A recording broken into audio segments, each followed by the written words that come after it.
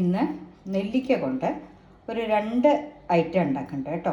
അപ്പോൾ നമ്മൾ ആദ്യമായിട്ട് എന്താ ചെയ്യേണ്ടത് വെച്ചാൽ നെല്ലിക്കേനെ ഇതുപോലൊരു നമ്മുടെ ഇഡ്ഡലി പാത്രം വെച്ച് അതിലിങ്ങനത്തെ തട്ടുണ്ടാവും, ഇങ്ങനത്തെ തട്ടുണ്ടാവും. ഈ തട്ടിൽ വെച്ചിട്ട് ഒന്ന് ആവി കയറ്റി വെക്കുക. ഒരു 10 മിനിറ്റ് ആവി കയറ്റണം കേട്ടോ. അപ്പോൾ ഞാൻ നെല്ലിക്കയെല്ലാം അതിൻ്റെ ഉള്ളിൽ വെച്ചിട്ട് ഒരു 10 മിനിറ്റ് ആവി കയറ്റി വെച്ച് പിന്നെ അതിനെല്ലാം ഒന്ന് കുരു കളഞ്ഞ് അല്ലി തന്നെ ആക്കിയിട്ട് എടുക്കണം കുരുവിൻ്റെ. അപ്പോൾ ഇതൊന്ന് 10 മിനിറ്റ് ആവിയിൽ ഒന്ന് വേവട്ടെ കേട്ടോ. ഇപ്പം നമ്മുടെ നെല്ലിക്ക നന്നായിട്ട് ആ കളറ് മാറി വെന്തിട്ടുണ്ട് കേട്ടോ. ഇനി ഇത് തണുക്കാൻ വെക്കണം. തണുക്കാൻ വെച്ചിട്ടാണ് അതിൻ്റെ ഓരോ അല്ലി തന്നെ കുരുന്ന് മാറ്റിയിട്ട് അടർത്തിയെടുക്കണം. ഇപ്പം നമ്മൾ നെല്ലിക്കൊക്കെ നേരാക്കിയിട്ട് അത് ആവിയിൽ വേവിച്ചുമല്ലോ. എന്നിട്ട് ഇതുമാതിരി അല്ലിയായിട്ട് എടുക്കണം കേട്ടോ. അപ്പോൾ അതിങ്ങനെ ഞാൻ ഒരു പ്ലേറ്റ് എടുത്ത് വെച്ചിട്ടുണ്ട്. പിന്നെ അതാ കരിവേപ്പിൻ്റെ ഇല എടുത്തിട്ടുണ്ട്. അത് ഞാൻ നല്ലെണ്ണയിലാണ് ഉണ്ടാക്കുന്നത്. നല്ലെണ്ണ ഒരു 50 ml എടുത്തോളൂ. അച്ചാറല്ലേ, അച്ചാറ് മീൻസ് കേട് വരാതിരിക്കാനേ. പിന്നെ പൊടികൾ എടുത്തിരിക്കുന്നത് ഇത് ഉലുവപ്പൊടി, കടുക്, മുളക് പൊടി, മഞ്ഞൾപ്പൊടി. ഇത് കായത്തിൻ്റെ പൊടി ഞാൻ വെള്ളത്തിൽ കലക്കിയതാണ് കേട്ടോ. ഉപ്പും എടുത്തിട്ടുണ്ട്. ഇതാണ് നമുക്ക് വേണ്ട ഐറ്റംസ്. നമ്മളിപ്പോൾ ആദ്യത്തെ നെല്ലിക്കാക്കറി, ഇന്ന് 2 തരം നെല്ലിക്കാക്കറിയാണ് ഞാൻ ഉണ്ടാക്കാൻ കാണിച്ചു തരാമെന്ന് പറഞ്ഞിരിക്കുന്നത്. അത് 2 നമ്മൾ സദ്യയിൽ ഉണ്ടാക്കണതാണ്, കൊടുക്കാറുള്ളതാണ് സദ്യക്കൊക്കെ. പക്ഷെ അധിക ദിവസം എടുത്ത് വെക്കാൻ പറ്റില്ല കേട്ടോ. നമ്മുടെ നെല്ലിക്ക അച്ചാറല്ല, ഇത് കറിയാണ്, നെല്ലിക്കാക്കറി കേട്ടോ. അപ്പോൾ ഇതിനേറ്റ് ഞാൻ നല്ലെണ്ണ ഒഴിച്ചു. നല്ലെണ്ണ കുറച്ച് നന്നായിട്ട് തന്നെ ഒഴിച്ചിട്ടുണ്ട്. അധികം എടുത്ത് വയ്ക്കാൻ പറ്റില്ല പറഞ്ഞാൽ കുഴപ്പമില്ല. നമ്മൾ ഫ്രിഡ്ജിൽ വെച്ചാൽ ഒരുപാട് ദിവസം നിൽക്കും. പക്ഷേ ഫ്രിഡ്ജിൻ്റെ ഉള്ളിൽ നിന്ന് പുറത്ത് വെക്കിച്ചാൽ ഇനി ഇതാ ഞാൻ കുറച്ച് കടുക് ഇട്ടു കേട്ടോ. 1 ടീസ്പൂൺ കടുക് ഇട്ടു. ഫ്രിഡ്ജിൻ്റെ ഉള്ളിൽ പുറത്ത് വെച്ചാൽ ആ നെല്ലിക്കയുടെ ടേസ്റ്റ് മാറും. അതുകൊണ്ടാണ് ഫ്രിഡ്ജിൻ്റെ ഉള്ളിൽ വെച്ചാൽ മതി പറയണത് കേട്ടോ. 2-3 ദിവസമൊക്കെ പുറത്ത് വെക്കാം. അത് കഴിഞ്ഞിട്ടുണ്ടെങ്കിൽ അതിൻ്റെ ടേസ്റ്റ് അങ്ങോട്ട് മാറും. നമ്മൾ ചിലപ്പോൾ മാങ്ങാക്കറിയൊക്കെ ഇല്ലേ, സദ്യക്ക് ഉണ്ടാക്കണൊക്കെ മാങ്ങാക്കറി, നെല്ലിക്കക്കറി, അപ്പം ഉണ്ടാക്കണത് മുഴുവനും അധികം ദിവസം എടുത്ത് വെക്കാൻ പറ്റില്ല.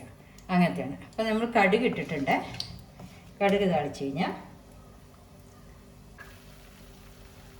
ഇതിലിപ്പോൾ ഞാൻ 3 സ്പൂൺ മല്ലിപ്പൊടി ഇട്ടിട്ടുണ്ട്. ഗ്യാസ് ഓഫ് ചെയ്തു. 3 സ്പൂൺ മല്ലിപ്പൊടി, മഞ്ഞൾപ്പൊടി, ഉപ്പ്, കടുക്, ഉലുവപ്പൊടി ഇതാണ് ഇട്ടിരിക്കുന്നത്. എന്നിട്ട് ഞാൻ ഗ്യാസ് ഓഫ് ചെയ്തിട്ടുണ്ട്. ഓഫ് ചെയ്ത് കരിവേപ്പിൻ്റെ നേരത്തെ ഇട്ടിട്ടുണ്ട്. നമ്മുടെ ഈ നെല്ലിക്ക ഉണ്ടല്ലോ, നെല്ലിക്ക അതിൽ ഇടുക. ഇട്ടിട്ട് ഒന്ന് നന്നായി ഇളക്കുക. നന്നായി ഇളക്കിയിട്ട് കുറച്ച് തിളപ്പിച്ചാറിയ വെള്ളം ഒഴിച്ചു കൊടുക്കണം. എന്നിട്ട് ഒന്ന് ചൂടാക്കണം. ചൂടാക്കിയിട്ടുണ്ടെങ്കിൽ ആ ഉപ്പിൻ്റെ വെള്ളം ഇതൊക്കെ കൂടിയിട്ട് കുറച്ചിട്ട് കേട്ടോ, തിളപ്പിച്ചാറിയ വെള്ളം ലേശം ഒഴിച്ചു കൊടുത്താൽ മതി. അപ്പോൾ നന്നായി ഇളക്കിയ ശേഷം ഒഴിച്ചു കൊടുക്കുക. ഒക്കെ ഉണ്ട്. ഇപ്പം തന്നെ നല്ല ഡ്രൈ ആയിട്ട് ഇനി ഇതിൽ വെള്ളം ഇതായിട്ട് ഉപ്പുണ്ടല്ലോ, ഉപ്പ് ഒക്കെ നെല്ലിക്കയിൽ പിടിച്ച് അതിൻ്റെ വെള്ളമൊക്കെ തെളിഞ്ഞു വരും നാളെ ആകുമ്പോഴേക്കും. ഇതിലിപ്പോൾ ഞാൻ നമ്മുടെ നെല്ലിക്കാക്കറിയിൽ അടുപ്പ് ഞാൻ ഓഫ് ചെയ്ത് പോയി, അതാണ് കാരണം കേട്ടോ. 3 സ്പൂണ് മുളക് പൊടി, പിന്നെ മഞ്ഞൾപ്പൊടി, പിന്നെ ഉപ്പ്, കായപ്പൊടിയുടെ വെള്ളം അത് കുറച്ച് ഒഴിച്ചിട്ടുണ്ട്. നിങ്ങൾ കായപ്പൊടി ഇടണമെന്ന് വെച്ചാൽ അതിടാം, അല്ലാന്നുണ്ടെങ്കിൽ കായപ്പൊടിയുടെ വെള്ളം ഇട്ടാൽ മതി. ഉലുവപ്പൊടി ഇതുമാതിരി ഒരു 1/2 സ്പൂൺ ഇട്ടിട്ടുണ്ട്. ഞാൻ ഡിസ്ക്രിപ്ഷനിൽ ഇതിൻ്റെ ഡീറ്റെയിൽസ് ആയിട്ടുള്ള എല്ലാ അളവും എഴുതി തരാം.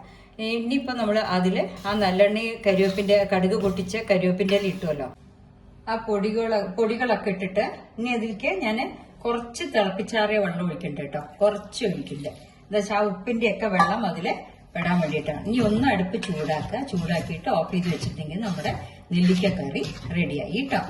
ഇതിൽ കുറച്ച് വെള്ളം വേണം, എന്നാലാണ് ഈ നെല്ലിക്കക്കറിക്ക് സ്വാദ് ഉണ്ടാവുക. ഇനി ഒരു നെല്ലിക്കക്കറി ഉണ്ടാക്കാൻ പോകുന്നതിൽ നമുക്ക് കുറച്ച് തൈര്, നല്ല കുറച്ച് പുളിയുള്ള തൈര് തന്നെ വേണം. 1 കഷ്ണം ഇഞ്ചി, പച്ചമുളക്, നെല്ലിക്ക, ഉപ്പ്, ഇതാണ് വേണ്ടത് കേട്ടോ. ഇനി അതെന്താ ചെയ്യാന്നുള്ളത് കാണിച്ചു തരാം. ഇനിയുള്ള ഇത് എന്താ വെച്ചാൽ നമ്മുടെ നെല്ലിക്ക എടുത്ത് വെച്ചിട്ടുണ്ട്. ഇനി ഈ നെല്ലിക്കയിൽ നമ്മളെന്താ ചെയ്യണമെന്ന് വെച്ചാൽ കുറച്ച് ഉപ്പിടുക. ആവശ്യത്തിന് ഉപ്പിടുക. എന്താ വെച്ചാൽ നെല്ലിക്കയുടെ ഉള്ളിലേക്കൊക്കെ ഉപ്പ് പിടിക്കണം. ഉപ്പിടുക. നമ്മൾ ആ ഇഞ്ചി എടുത്ത് വെച്ചത് ഇതുമാതിരി ചെറുതായിട്ടോ പൊടിയായിട്ടോ എങ്ങനെ വേണമെങ്കിൽ ആ ഇത് ഇടുക. ഇപ്പം നമ്മളതിൽ നെല്ലിക്ക, ഇഞ്ചി, പച്ചമുളക്, തൈര്, ഉപ്പ്.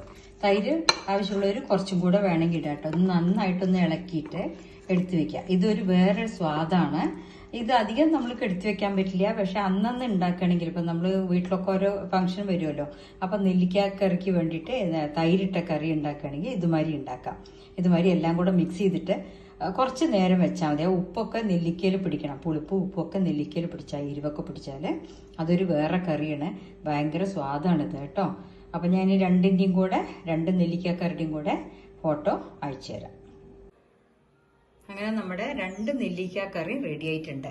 ഇത് മുളകിട്ടത്, ഇത് തൈരിലിട്ട നെല്ലിക്കക്കറി കേട്ടോ. ഇത് രണ്ടും നമ്മൾ ഉണ്ടാക്കുമ്പോൾ അധിക ദിവസം എടുത്തു വെക്കാൻ പറ്റില്ല. ഫ്രിഡ്ജിൽ വെച്ചാൽ കുറച്ച് ദിവസം നിൽക്കും. പുളിയുള്ള തൈര് വേണം നമ്മുടെ തൈരിലിട്ട് നെല്ലിക്കക്കറിക്ക് എടുക്കാനായിട്ട്. അതിൽ വറുത്ത് കൊട്ടൊന്നും വേണ്ട, ഇങ്ങനെ തന്നെ കിടന്ന് ആ സ്വാദ് ഉണ്ടാവും. മറ്റേതൊക്കെ പറഞ്ഞ മാതിരി എല്ലാം ചെയ്യുക. ഡിസ്ക്രിപ്ഷനിൽ 2 ഐറ്റത്തിൻ്റെയും എന്തൊക്കെയാണ് ഇൻഗ്രീഡിയൻസ് എന്നുള്ളത് അയക്കാം കേട്ടോ, എഴുതി അയക്കാം. അപ്പോൾ എല്ലാവരും ഉണ്ടാക്കി നോക്കൂ. ഓക്കെ.